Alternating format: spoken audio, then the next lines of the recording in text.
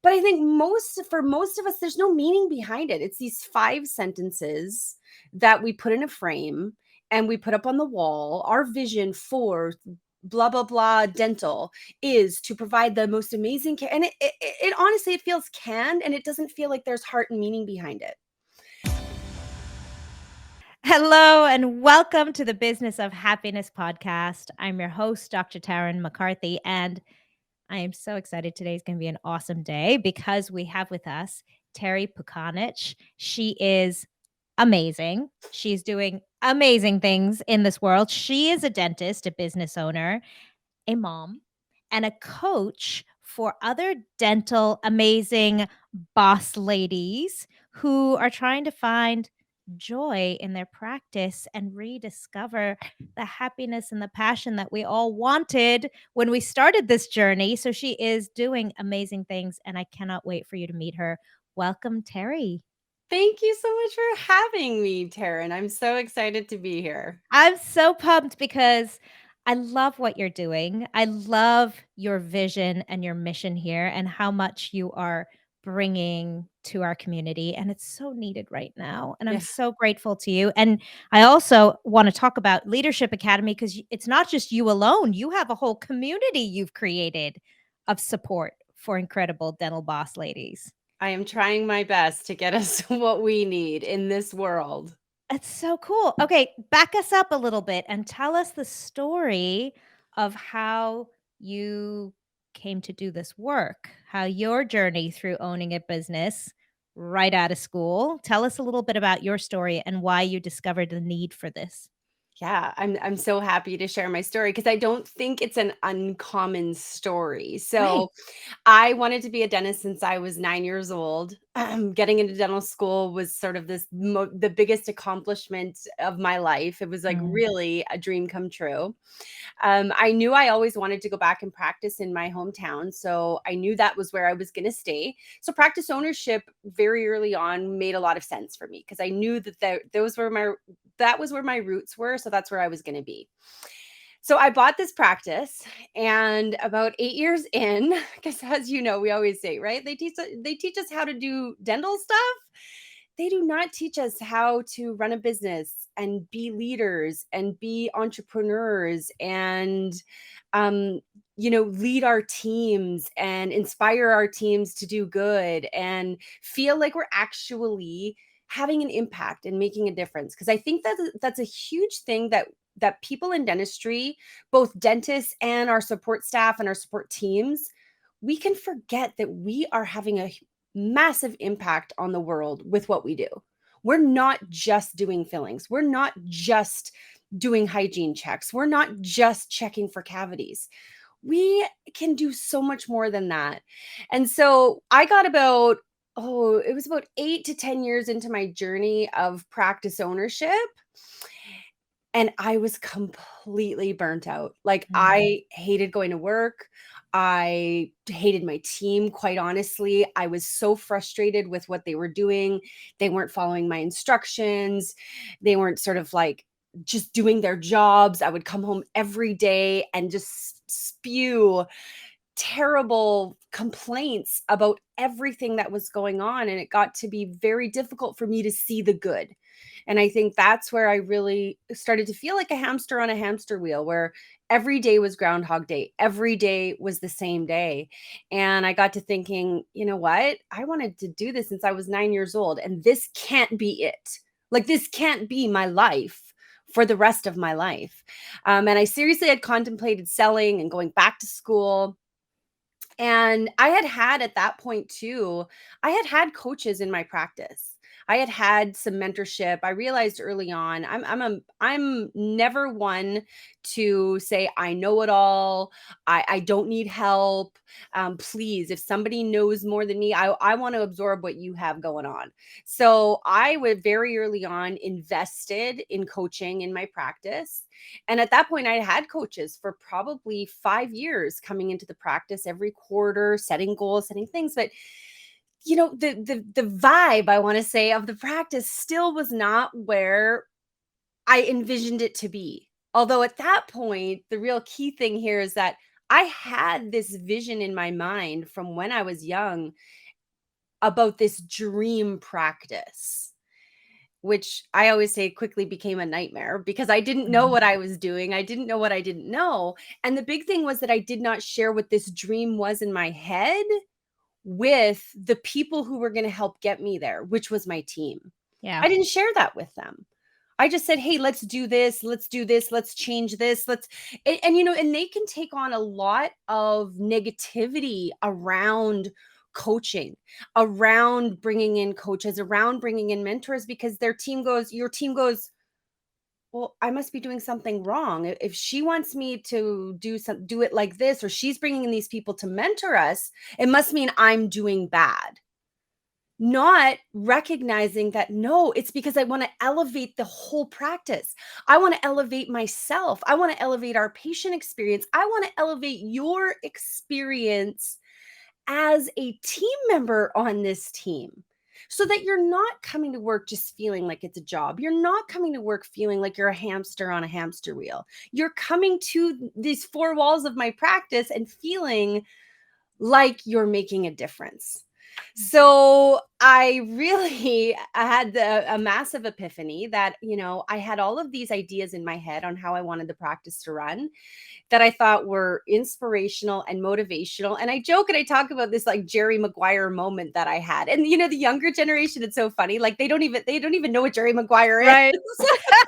Like that movie of the sports guy and he sits in his hotel room and he writes this like manifesto. And I really had that moment. And it took me probably about 3 months where I just started to get all these jumbled thoughts in my head about this dream practice. Mm. And it was so fun. That process for me was so fun. And it was so freeing because I was able to get all these things out of my head down on paper. And then I took 3 months to like organize them. And interestingly, this was not something I had done a vision statement before with my coaches. I think most coaches, most mentors, most practice management consultants, they say, "Well, what's your vision and your mission?" Right? But I think for most of us, there's no meaning behind it. It's these 5 sentences that we put in a frame and we put up on the wall. Our vision for blah blah blah dental is to provide the most amazing care. And it honestly, it feels canned and it doesn't feel like there's heart and meaning behind it. And the vision, when I first put it down on paper, ended up being like, it was like 20 pages. It was so detailed. It was so vivid in my imagination. And I finally shared it with my team. And like I said, I had done these visions with my coaches, but they just didn't have the right feeling. They didn't have the right impact that I wanted it to make.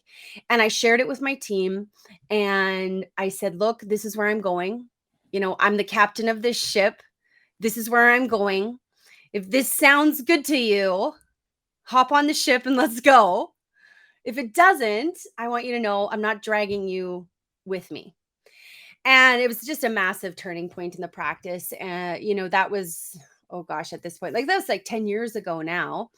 And then we were able to grow the practice massively. But my big thing was I defined some really key core values for my team and for myself that I was not going to compromise on. And one of my big ones was we were going to have fun in practice. We were going to make happiness a core theme of how we practiced and how we showed up every day at work and how we recruited people onto our team.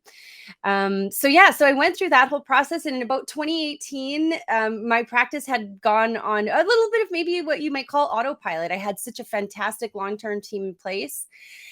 And I finally felt like it was our time as a group. Our vision had morphed into, we had a great impact on our community, on our team. People were feeling like they were connected, like they were making an impact, like they were not just showing up for a paycheck, like they knew we were doing something amazing.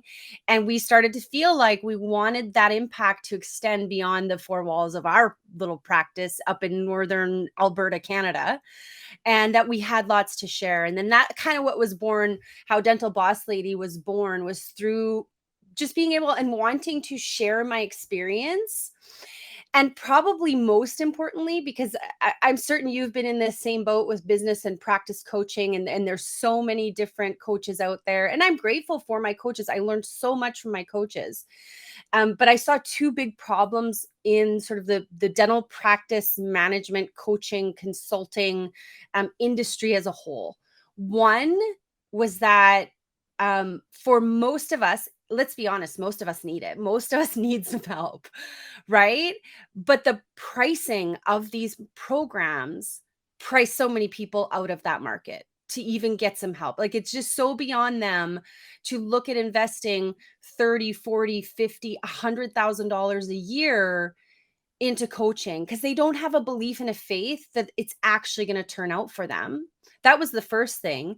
And then my second thing was around um, making it not only affordable, but also speaking dentist to dentist. It's very, very not common in that coaching consulting world in dentistry, right? That it's dentists speaking to dentists. And part of the difficulty around running your practice is you have to not only be the doer, you have to deliver the dentistry, you also have to be this other person. You have to wear this whole other hat. So when you start to want to implement change in your practice, you hire some expensive practice management consultant like I did, and they say, okay, Terri, you have to do this, this, and this.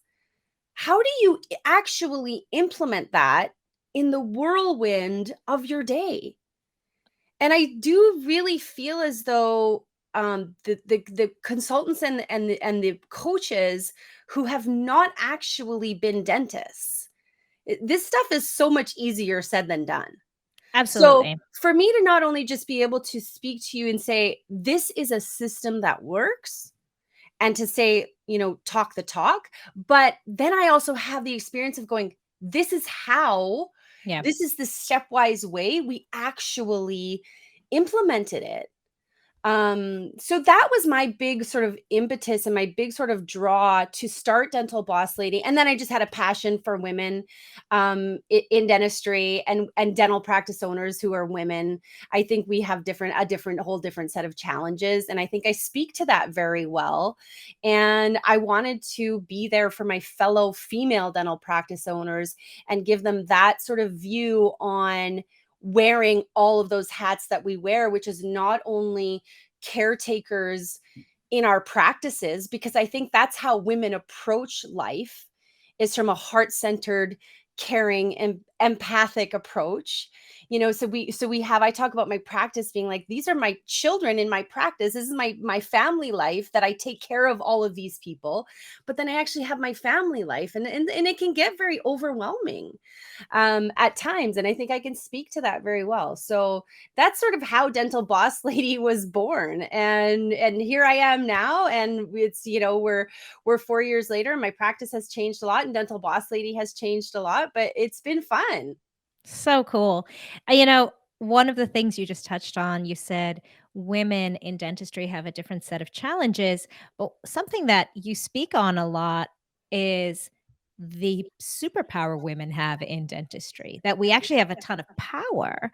And I'd love for you to speak on that a little bit about what makes women in dentistry so unique, and in terms of what additional resources we have as women just by showing up as a woman boss lady. Yeah, I actually have a lot to say on this, because I Yes. think I think women are. I think dentistry is a profession that is made for women. So beautiful. And I think so many times we harp on the challenges. Like we swim in, oh, and this is our problem, and this is a problem, and this is a problem. But there's actually a ton of strength as a woman in this profession. Oh, strength and opportunity. Cool. My goodness, like, when you talk about, I really have learned on my journey that yes, I wanted to be a dentist, and I defined myself in many ways as a dentist, but I had a very clear turning point through this journey where I started to recognize that my strengths And part of those strengths was being a woman, was my emotional intelligence that I could bring to the table to actually lead a team. Because I will tell you, my success is not because I'm the world's best dentist. I really am very average. Totally transparently, I am a very average dentist. I think I'm an excellent communicator. I Mm, think I'm an excellent at um, creating relationships with my team, with my patients, with my community that raises their entire level of trust with me to the point that I can be successful as a dentist. But it's not because I'm a dentist, it's because I have these other skills that I think women are just positioned so well to bring to the table. We're already nurturers by nature. We're already have that motherly instinct by nature. And to go far, you need a team. If you cannot do this alone. And I try to think of other industries that are so team centered. And you know what? It really is difficult to think about working on a team in other industries. Dentistry is really niche in that regards. And I think, like I said, women have this power to bring people together, and we really need to harness it. But the biggest problem I see is that we get caught up in the whirlwind of doing the dentistry, that we don't then focus on the ability that we can make that impact, and we don't make that our focus. mm, And then the practice spirals down, and then it's the negativity, and then it's the frustration, and then it's the overwhelm, and it's mm. hard to focus on the positive. Absolutely. You mention also on your blog and on your website that dentists love to play the blame game. I'd love to hear your take on our personal responsibility, like taking Oh, responsibility yes. as a dentist, as a woman, as a Yeah. mom, Yeah. as a business owner. Yes. I am such a proponent of personal responsibility and accountability, because I can recognize, and I want to get this message out, that look, change in a dental practice, in life, but let's just talk about dental practices, but like, you cannot change other people. So I have a leadership team in my practice right now, and we'll say, you know what, this little thing, because by far and away, my practice does not run perfectly. If you became a fly on the wall in my practice every day, we try our best to walk the walk of the talk that I talk to everybody. But you are going to see problems. There's no perfect practice out there, right? You're going to see little areas where we need to improve and get better and make things better, and talk to people about inefficiencies and maybe ways that they can elevate their game. But the one thing that I'm so adamant on with my leadership team and with my team is, you cannot change others. You cannot change them. The only person you can change is yourself. So when you want to approach change in your dental practice, you're the one who has to go first.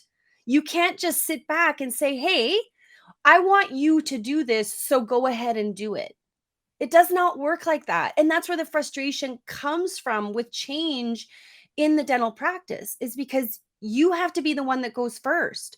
You have to be the one, like, I love John Maxwell for, leadership stuff. He always says, right, you're the one who has to know the way, show the way, and go the way. Like, you have to lead that charge. You cannot expect your team, and especially you cannot expect the team to change without knowing why, and without having a strong connection to why. Why are we doing this? Where are we going? If they don't know where they're going, you're going to run around in circles and in frustration, right?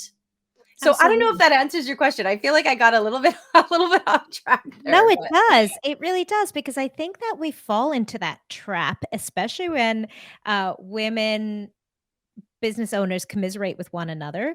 We can find a very easy way to start blaming team members, oh, blaming insurance companies, yeah. blaming COVID, blaming the Yes. blaming life, blaming our children, blaming our husbands. I mean, there Yes. are a million places to lay down blame. And when we get together, we like to support each other in that blame game. So, Oh. I think that this is such a great and beautiful point that you're making. And I really like your stance on change starting with you. And, at first that feels a little self blameful, but it's Mhm. actually enormously empowering because you Empowering. realize that is one place I have control. Yes. That is exactly the point, Taryn. Mhm, It's like, if you are a powerful woman in practice, why are you allowing people to take away your joy, take away mm, your happiness? You have the control over all of that, mm. right? So stop laying the blame, stop making excuses, stop looking to others to change and look within first, because that is where your power is. Reclaim it. If you're listening to this podcast, chances are you didn't get into business to be miserable. The problem is that people feel that if their business gets busier, if they start becoming more successful, that happiness will eventually set in. But it can actually get worse. This is why I created the Business of Happiness Prosperity Coaching. In this one-on-one coaching, we look at how to redefine success on your terms and re-find the joy and the passion in your dream. Visit me at thebizofhappiness.com and become the happiest business owner you know. Yeah, beautiful. Really beautiful. You know, Another thing that I love that you speak about is this struggle to be perfect. And I think that's another place where we give away our power. We give away our power to this facade or this impossible ideal of perfectionism. And Mhm. I'd love to hear your take on perfectionism and the struggle to be perfect. Oh my goodness. I mean, it's something I still struggle with every single day. And sometimes I will recite this mantra, it's progress not perfection. It's progress not perfection. Like, let's just focus on one foot in front of the other. We don't have to make it perfect. We just have to keep moving forward. And I love this principle of the 80-20 rule. I very much subscribe to that. 20% of the things that we do are going to get us 80% of the results. So focus on the 20% that gets the 80%, make the 20% amazing, and we can let go of all of the little stuff. And we sometimes can get so wrapped up in that, in trying and nitpicking on the small minor details, that in our minds is that wait to be perfect, is that wait to make sure we have every I dotted and every T crossed, when at the end of the day, at the end of this year, at the end of 5 years, looking back, those are not the things that are going to have contributed to your happiness, to your joy, to your impact. It's going to be the big things that you let go of the fear. You let go of the fear that people were going to judge you. Because look, launching Dental Boss Lady, just like you, launching the Business of Happiness, the podcast, stepping out of your comfort zone, I mean, it is scary.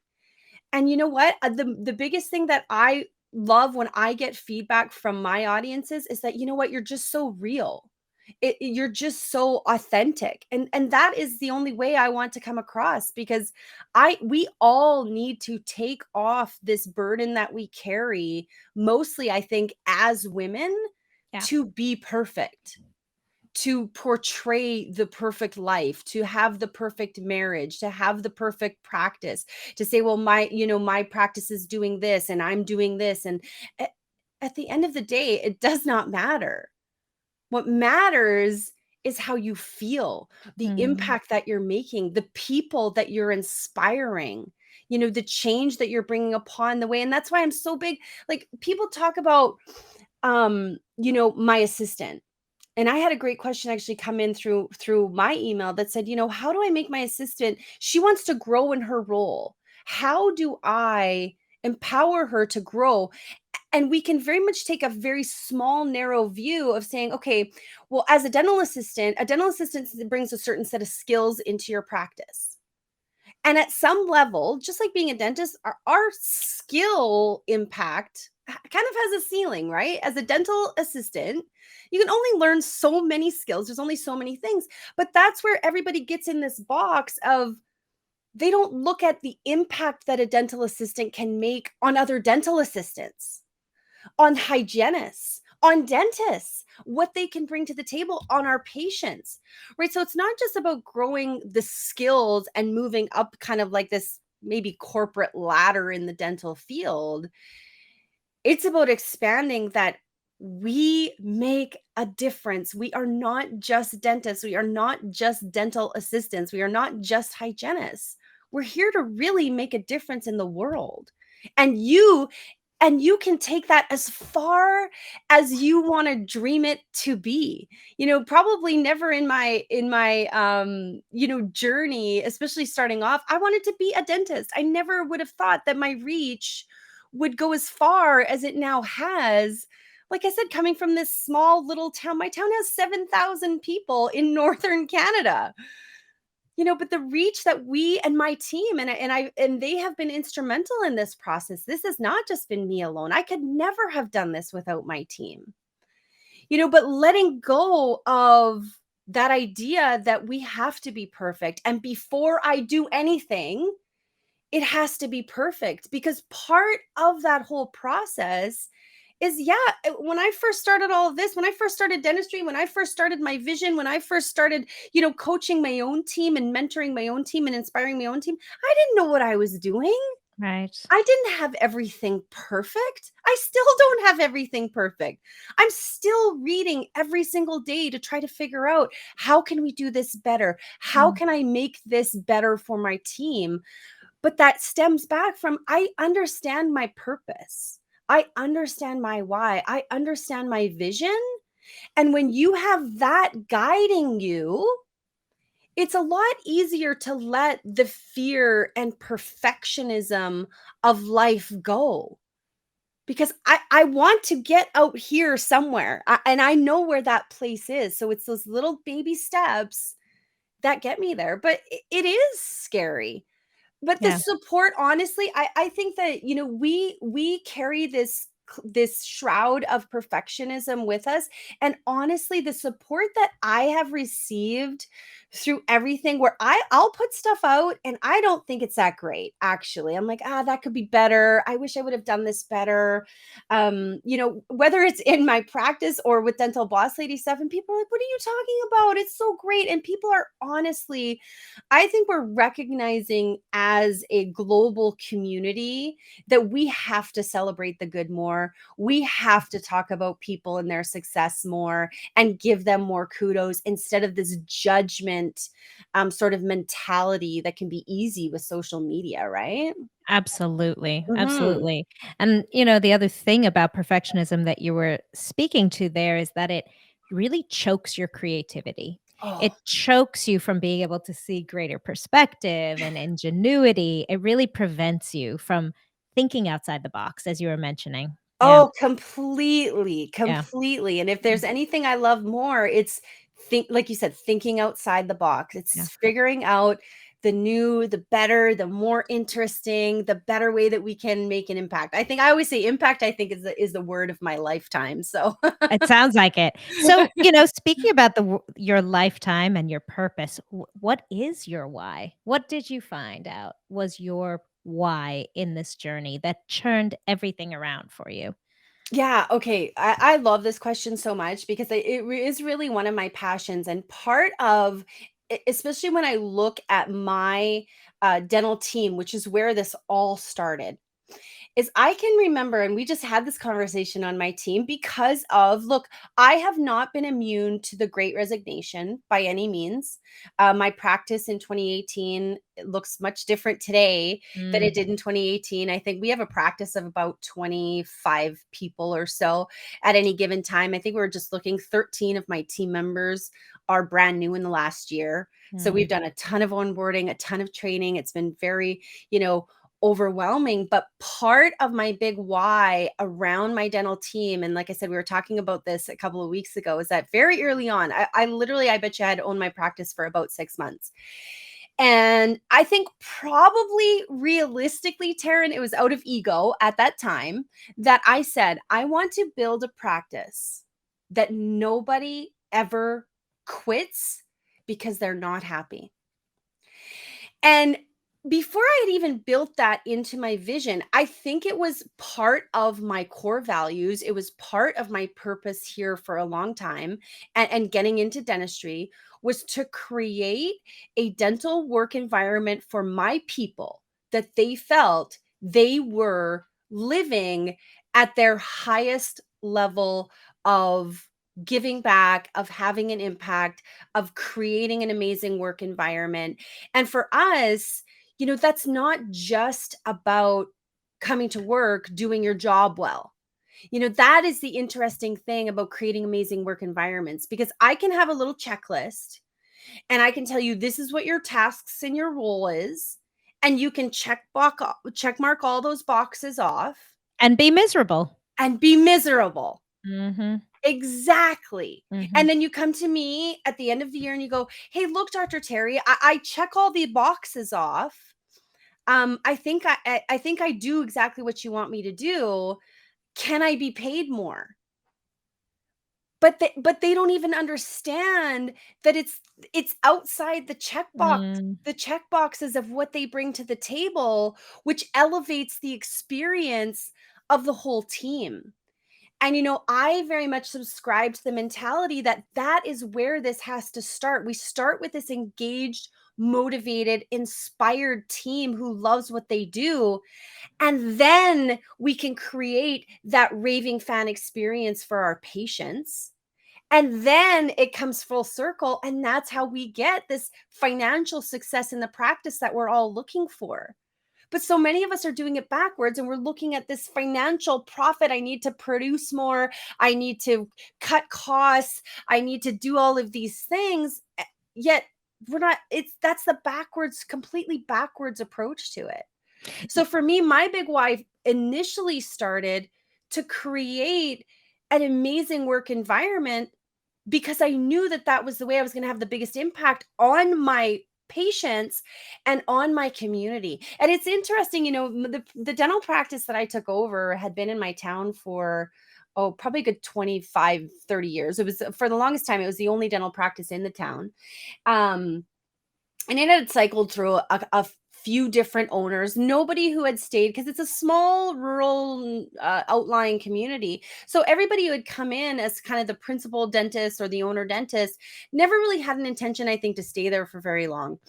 So never really had a great vision, was just there, doing the hamster on the hamster wheel thing of dentistry. And I can remember very vividly when we started to implement the vision and really live it and breathe it and talk about it. Like, we bring our vision up so much, our core values up so much in our practice, because I need it to stay alive. I need people to have connection to it. But our patients would start to comment things like, the energy in here is so good. The vibe in here is so good. You guys always just seem so happy. You guys always just seem so, but that's how it works. You know this. I know you know this, Taryn, right? It's like your energy just attracts these amazing things to you, right? So, and my patients could start to feel that through everything that had started with, this was my purpose.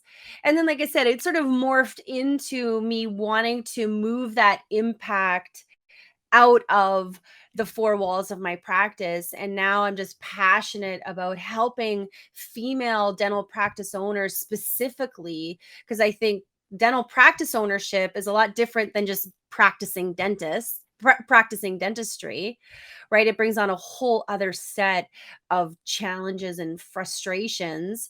But I think many of us, so sadly, like, it makes me so sad that many of us, like I said, go into owning dental practices as this is my dream, to it very quickly deteriorating into like, this is a nightmare and I don't know how to get out of it. And I don't know how to be happy in it. Or And then counting just down settling. the days to retirement. That's the other I thing. mean, These incredible powerhouse women who are literally wishing their days away, isn't wishing isn't their it life sad? away. Yeah, Isn't it's it hard to sad? Like, it's hard. I'm in so many Facebook groups, and I grew up in the era of Dental Town. Like, I used to joke that, like, when I was a young, like, eager dentist, I grew up and learned everything I know about dentistry on the internet. That's what I used to tell people because I was a Dental Town baby. So now Dental Town is really morphed into Facebook groups, right? The dental Facebook group world there's a ton out there. But man, oh man, the negativity, I the know. outlook, the people who are burned out, stressed out, don't know how to deal with stuff effectively and are looking for I call this sort of like the popcorn kernel of practice management stuff, right? They throw this question out and they take this little thing and go, "Oh, I'm going to go run and implement this." And then it just leads to more frustration Yeah. because it Yeah. doesn't work. Yeah. Yeah. Oh my gosh, so cool, Terry, so cool. I love your energy and I love your passion and it really comes across in terms of where your heart really lies, which is so beautiful. I I would love to for all of our audience members who are listening and would love to learn more about you. We'll definitely put some links to the Leadership Academy and to Dental Boss Lady in the show notes, but for those of my audience members who are driving, how can we find you? So my website is www.dentalbosslady.com, and that is where you'll find all the links to everything. I have some free resources on there that I've created. Yes, The you do. leadership. Amazing ones, by the way. Oh, Great free gifts. Yes, really cool ones. thank you. Thank you. I mean, I hope they help. That's all I want to do is I want to help. I want to provide people with the resources that they need to really at the end of the day feel fulfilled, feel happy, feel motivated, feel inspired by walking into the back door of their dental practice every day. But yeah, dentalbosslady.com is probably where you can find everything. And tell us, please, what after this journey and kind of rediscovering your passion and your why, and then seeing the beautiful success that flowed, what is your definition of happiness? Oh my goodness, my definition of happiness. This feels like a deep question. I feel like we could have a It whole is a podcast deep about this question. one. I think at the end of the day, my definition of happiness is, really having an understanding, and this stems back to our conversation about power and control, is really having an understanding that happiness is in your control 100%. It is in your power. It does not matter what is happening with your team, the circumstances of your life, the circumstances of your bank account. It Mm, really does not matter. And once you start to understand that, happiness leads to success and not success leads to happiness, not that when I get this, I will be happy. When I achieve that, I will be happy. Is that understanding? You can feel that right now. I mean, mm. I think that was just one of the most pivotal ideas that I really have learned in life is happiness is mine and it's fully within my power. Beautiful. Thank you, Terry. Thank you Thank so much for you. joining us today on the Business of Happiness. It really is so inspirational to hear your story and also your outlook and to see that it is possible. You're living and breathing it right now. And also, thank you so much for sharing that insight with the rest of the world. It was really, really my pleasure, and I hope we will connect again in the future. Fabulous. So, there you have it, my friends. Happiness is within your reach right now. And so much potential for all those incredible dental boss ladies out there. And remember, when you feel good, that's when you can really do good in this world. Bye Mhm. bye. Mhm. Bye.